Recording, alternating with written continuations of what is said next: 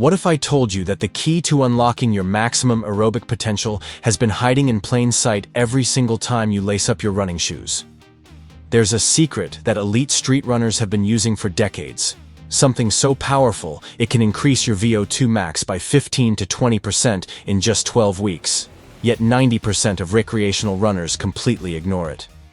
Your VO2 max, that critical measure of how much oxygen your body can use during intense exercise, isn't just determined by genetics or endless hours of suffering on a track.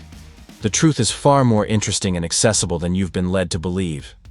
Right now, you might be training in ways that actually limit your aerobic ceiling, keeping you trapped in mediocrity when you could be reaching new heights. The street running secret I'm about to reveal will challenge conventional wisdom. It will seem counterintuitive at first, and it might even make you question everything your running app has been telling you. But here's what I know for certain. This approach is backed by cutting-edge exercise science, proven by world-class athletes, and available to anyone willing to embrace a different way of thinking about training. If you're ready to break through your performance plateau and discover what your body is truly capable of, then stay with me, because this is going to be transformative. Hit that subscribe button right now, because we're about to dive into information that could redefine your entire athletic journey. Welcome to an exploration that goes beyond the typical training advice you find plastered across social media. Today, we're uncovering the hidden mechanisms of VO2 max development and why street running, with all its unpredictable variables, offers unique advantages that sterile track work and treadmill sessions simply cannot replicate. Prepare to discover how terrain variation activates metabolic pathways you didn't know existed, why mental engagement during outdoor running creates physiological adaptations beyond pure physical stress, and the exact protocols that turn casual joggers into aerobic powerhouses. This isn't about running more miles or pushing yourself to exhaustion every single day. This is about strategic training that leverages the natural advantages of street running to maximize your body's oxygen processing capabilities. Before we go any further, I want to know where you're running from. Drop your city or country in the comments right now, because I love seeing our international community of runners coming together from every corner of the globe. And if you haven't subscribed yet, what are you waiting for? Click that button and join us on this journey toward peak performance. Let's start by understanding what VO2 Max actually represents and why it matters so profoundly for every runner. Whether you're chasing a marathon personal record or just trying to climb stairs without gasping, VO2 Max is the maximum amount of oxygen your body can take in, transport, and utilize during maximal exertion, measured in milliliters of oxygen per kilogram of body weight per minute. Think of it as the size of your aerobic engine. A larger engine means you can sustain faster paces with less relative effort, recover more quickly between hard efforts, and maintain performance even when fatigue starts setting in. Elite male distance runners typically have VO2 max values in the 70s or even 80s, while elite females range from the mid-60s to mid-70s. Recreational runners usually fall somewhere between the mid-30s and mid-50s. The beautiful thing about VO2 Max is that while genetics certainly play a role in your ultimate ceiling, there's tremendous room for improvement through proper training. Most people never come close to reaching their genetic potential because they train randomly, inconsistently, or with methods that don't actually target the physiological systems that determine VO2 Max. Your VO2 Max depends on three critical factors: how much oxygen your lungs can absorb, how efficiently your cardiovascular system can transport that oxygen to working muscles, and how effectively your muscles can extract and utilize that oxygen at the cellular level through mitochondrial function. Improving any one of these factors will boost your VO2 max, but the secret to massive gains is training in ways that enhance all three simultaneously. Now here's where street running enters the picture with its game-changing advantages. The first major secret is terrain variation, and this is something you simply cannot replicate on a track or treadmill, no matter how much you adjust the incline settings. When you run on streets, you encounter constant changes in gradient, subtle uphills that force your cardiovascular system to work harder, downhills that teach your muscles to handle eccentric loading and change your neuromuscular recruitment patterns, and flat sections that allow for tempo work. This continuous variation creates what exercise physiologists call mixed modal training, where your body never settles into a steady state, but instead must constantly adapt to changing demands. When you run uphill, even gentle grades of just 2 or 3%, your heart rate increases, your muscles demand more oxygen, and your cardiovascular system is forced to deliver under pressure. This is precisely the stimulus that improves cardiac output, the amount of blood your heart pumps with each beat, and enhances capillary density in your muscles. Over time, these adaptations mean your body becomes more efficient at delivering oxygen exactly where it's needed. The downhill portions aren't just recovery, they're actively training your eccentric muscle strength and improving your running economy, which indirectly supports higher VO2 max by reducing the oxygen cost of running at any given pace. But here's what makes street running truly special. The terrain changes are unpredictable and constant, which means your body never fully adapts to a single stimulus. This prevents the training plateau that happens when runners do the same workout on the same flat track week after week. The second dimension of the street running advantage is environmental variability, and this goes far deeper than you might initially think. When you run outdoors on streets, you face wind resistance, temperature fluctuations, humidity changes, and varying air quality, all of which create adaptive stress on your respiratory and cardiovascular systems. Running into a headwind increases the metabolic cost of maintaining your pace, forcing your body to process more oxygen to do the same work. This isn't just making the run harder, it's providing a training stimulus that improves your aerobic capacity. Temperature variation teaches your body to regulate blood flow more efficiently, because in heat, your body must divert blood to the skin for cooling while still supplying working muscles with oxygen. Rich blood. Managing these competing demands strengthens your cardiovascular system's ability to prioritize and distribute resources. Even air quality variations, while we certainly don't want to train in heavily polluted environments, create mild adaptive stress that can enhance respiratory efficiency. Your lungs become better at extracting oxygen from the available air, and your body becomes more efficient at utilizing whatever oxygen it receives. These environmental factors turn every street run into a multifaceted training stimulus that simultaneously challenges your respiratory capacity, cardiovascular efficiency, and metabolic flexibility. The third and perhaps most underappreciated aspect of street running's impact on VO2 max is the cognitive and neurological component. When you run on streets, especially in urban environments or varied neighborhoods, you must constantly navigate obstacles, judge distances, make split-second decisions about pacing based on upcoming terrain, and maintain spatial awareness. This cognitive engagement activates neural pathways that directly influence your autonomic nervous system and metabolic function. Recent research in neuroscience has revealed something fascinating.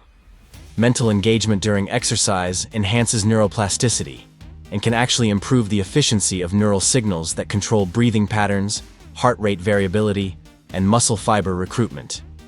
When your brain is actively engaged in the task of running, rather than zoning out on a treadmill or circling a monotonous track, you create stronger mind-muscle connections that translate into more efficient oxygen utilization. There's also a psychological dimension that physiologically impacts performance. The varied scenery and changing environments of street running reduce perceived exertion, allowing you to maintain higher intensity efforts for longer periods without the mental fatigue that comes from staring at the same track lap after lap. This means you can accumulate more high-quality training volume, which is essential for VO2 max development, without the psychological burnout that derails so many training programs. Now think about your own training for a moment. How much of your running happens on varied street routes versus repetitive tracks or treadmills? Comment below right now and tell me, do you primarily run on streets, tracks, treadmills, or a mix of everything? I'm genuinely curious about your training environment because it reveals so much about your untapped potential. Let's talk about the specific training protocols that leverage street running to maximize VO2 max gains. The most effective approach combines 3 distinct workout types, each targeting different aspects of aerobic capacity. First are the threshold runs, performed at a pace you could maintain for roughly an hour in a race, about 85 to 90% of your maximum heart rate. On streets, these runs become naturally periodized because the terrain forces you to surge slightly on uphills and recover slightly on downhills, creating a fartlek-like effect even when you're trying to maintain steady effort. This variable intensity is actually superior to perfectly steady threshold work because it trains your body to clear lactate and process oxygen under constantly changing conditions, which is exactly what happens in races. The second workout type is VO2 Max intervals, typically performed at 95 to 100% of maximum heart rate for 3 to 5 minutes with equal recovery periods. When done on streets with rolling terrain, these intervals become even more effective because the uphills push you into that critical zone where your aerobic system is maximally stressed, forcing adaptations in oxygen uptake and utilization. The key is choosing routes strategically. Find a loop or out-and-back route with varied terrain and structure your intervals so you're hitting the hardest efforts on challenging sections. This creates a training stimulus that's impossible to replicate in controlled environments. The third workout type is the long run, performed at conversational pace but with strategic surges. This is where street running truly shines for VO2 Max development.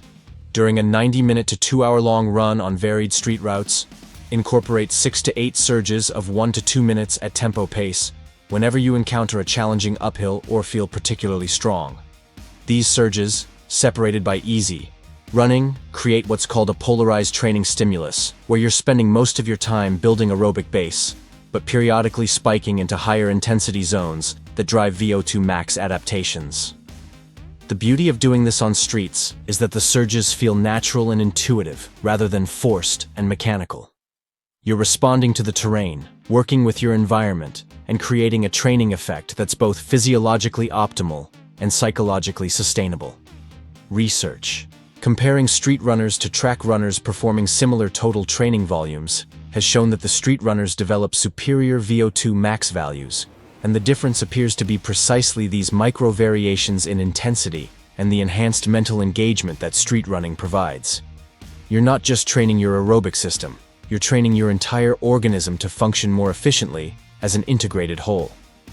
There's another layer to this that most runners never consider: the specificity principle.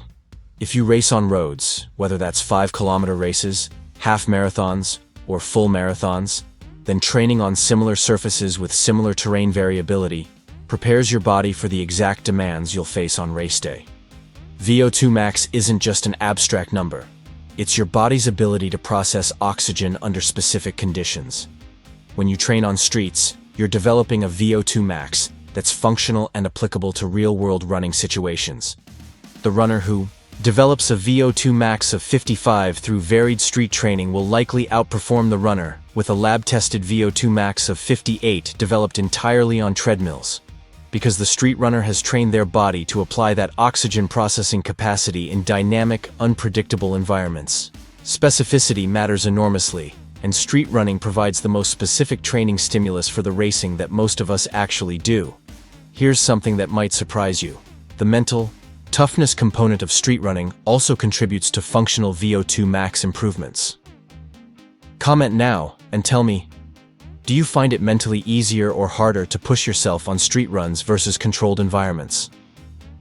Your answer might reveal something important about your training approach. Let me address the elephant in the room. Isn't it easier to control intensity and measure progress on tracks or treadmills where variables are minimized? Yes. It's easier to hit exact paces and maintain perfectly steady efforts in controlled environments, but easier doesn't mean better for physiological adaptation. Your body thrives on variability and unpredictability because that's what creates robust, resilient adaptations rather than brittle, narrow fitness that only works under perfect conditions. The runners who develop the highest functional VO2 max values are those who expose themselves to varied training stimuli, and street running provides that variety inherently. You can still use technology to track your efforts. Heart rate monitors and GPS watches work perfectly well on streets, but you're allowing the terrain and environment to naturally modulate your intensity rather than trying to impose artificial consistency. This approach might feel less precise from a data perspective, but it's far more effective from an adaptation perspective. Elite runners understand this instinctively, which is why they spend so much time training on roads and trails despite having access to world-class tracks and indoor facilities. Now let's talk about the practical implementation of street running for VO2 Max development. You don't need to completely abandon other training environments, but you should be strategic about when and why you use each. Use the track for very specific workouts where you need precise pacing feedback, like race pace practice or speed development sessions. Use the treadmill when weather makes outdoor running genuinely dangerous, or when you need perfectly controlled recovery runs. But make street running the foundation of your training program, especially for the workouts that most directly impact VO2 max development. Aim for at least 70 to 80% of your total training volume to occur on streets with natural terrain variation. When planning routes, seek out areas with rolling hills, varied surfaces, and interesting scenery that keeps your mind engaged. Don't be afraid to explore new neighborhoods or change your routes frequently, because that novelty provides additional cognitive stimulation that enhances the training effect. Map out several different route options for different workout types. Hilly routes for your threshold runs and VO2 max intervals. Moderately rolling routes for long runs with surges, and flatter routes for recovery days when you want terrain to be less of a factor. The progression should be gradual but consistent. If you're currently doing most of your training in controlled environments, start by converting 1 or 2 runs per week to varied street routes. Pay attention to how your body responds, both during the runs and in terms of recovery. You might notice that street runs feel harder initially because your body isn't accustomed to the constant adaptations required, but within 2 to 3 weeks, you should start feeling stronger and more capable. After a month of consistent street running, you can begin incorporating the more structured workouts I described earlier. Threshold runs on rolling routes, VO2 max intervals on hilly sections, and long runs with strategic surges. Monitor your progress not just through pace and heart rate data, but through subjective markers like how you feel during runs, how quickly you recover, and whether previously challenging routes are starting to feel more manageable. These subjective improvements often precede measurable VO2 max gains and indicate that positive adaptations are occurring. Within 8 to 12 weeks of prioritizing street running with the protocols I've outlined, most runners see significant improvements in their aerobic capacity, often reflected in the ability to maintain faster paces at lower heart rates or to sustain hard efforts for longer durations. One crucial element that amplifies the VO2 max benefits of street running is proper fueling and recovery. Your body can only adapt to training stress when you provide the raw materials it needs for adaptation and the rest required for those adaptations to take hold. Make sure you're consuming adequate carbohydrates to fuel high-intensity work, sufficient protein to repair and build mitochondria and capillaries, and enough overall calories to support increased training demands. Hydration is particularly important for street running because environmental conditions often mean you're losing more fluid through sweat than you would in climate-controlled environments. Dehydration of even 2% body weight can significantly impair aerobic performance and blunt training adaptations. Prioritize sleep as well, aiming for 8 hours per night, because this is when your body synthesizes new mitochondria, strengthens capillary networks, and upgrades the cardiovascular adaptations that underpin VO2 max improvements. The runners who make the greatest gains aren't necessarily the ones who train the hardest. They're the ones who balance strategic training stress with optimal recovery and fueling. There's also a social dimension to street running that shouldn't be overlooked. When you train on streets, particularly in areas with active running communities, you often encounter other runners, exchange friendly waves or words of encouragement, and feel part of something larger than yourself. This social connection, even when it's just brief acknowledgments between strangers, enhances motivation and makes training more sustainable over the long term. Some of the best training for VO2 max development happens in group settings where runners push each other during threshold efforts or intervals. And street running naturally facilitates these connections in ways that solitary track or treadmill sessions never can. If you have access to group runs in your area, whether through running clubs, stores, or informal meetups, take advantage of them. The combination of social motivation, natural pacing variability within groups, and the accountability of showing up creates a powerful training environment.